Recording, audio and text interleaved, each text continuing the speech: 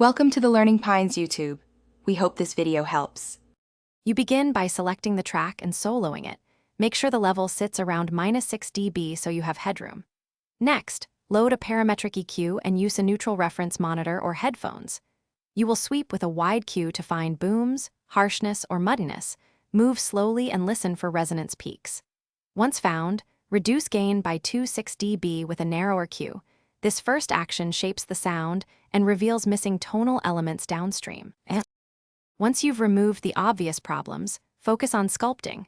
Perform surgical cuts with a narrow cue to tame resonances, trimming 3 to 8 dB as needed. Then, make tonal decisions, boost with a wider cue for presence or warmth, but keep boosts modest, around 1 to 3 dB, so they integrate smoothly. Also, apply a high-pass filter to clear low-frequency rumble or a low-pass to tame excessive air. Together, these moves refine clarity.